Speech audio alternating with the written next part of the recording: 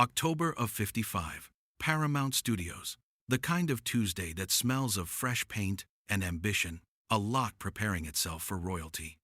Prince Albert of Belgium was arriving the next afternoon, and Frank Freeman had spent 3 weeks designing a reception the trades would cover. Gregory Peck had been handed the program that morning, slipped under his dressing room door. He read it once. Then he read the part about Audrey Hepburn a second time. Wait.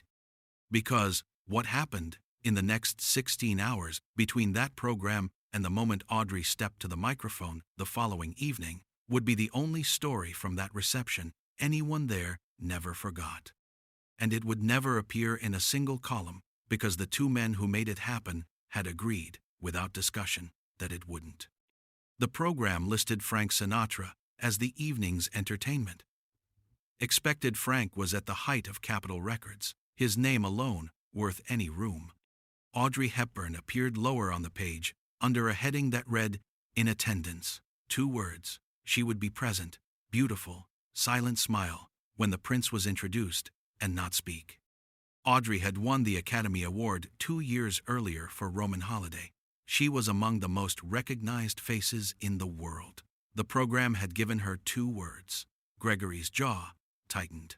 2, 2, 2, 2, 2. He walked across the lot toward the soundstage, where Frank was rehearsing, not because Frank had done anything wrong, but because Frank was the only person whose standing was large enough to matter. Have you ever watched an injustice arrive, not from cruelty, but from habit, a system so accustomed to placing women decoratively it no longer noticed?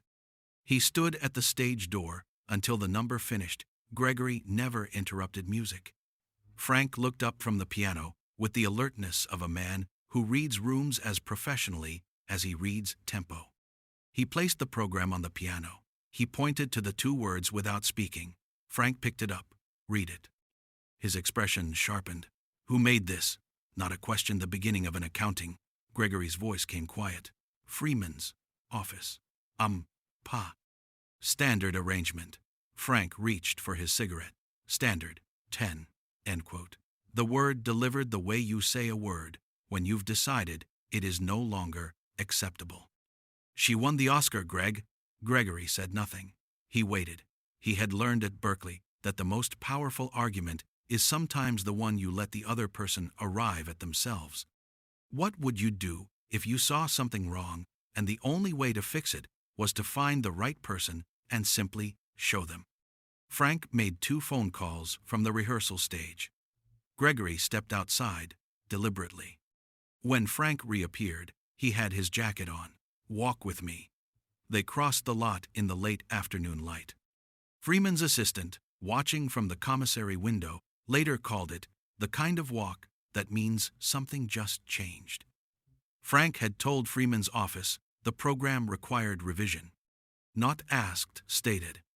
His only explanation, she's not furniture. By the time the sun went down over the Melrose Gate, Audrey had 4 minutes at the podium. Her own 4 minutes, not borrowed, not attached to an introduction.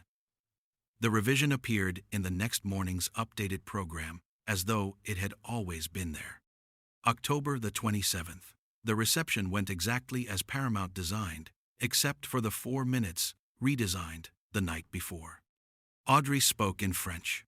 Prince Albert was Belgian, and she had grown up in Brussels, and the room went genuinely still.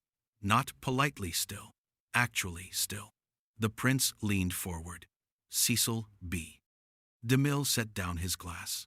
When she finished, Frank Sinatra started the applause from his chair before anyone else moved. Gregory stood at the back and said nothing.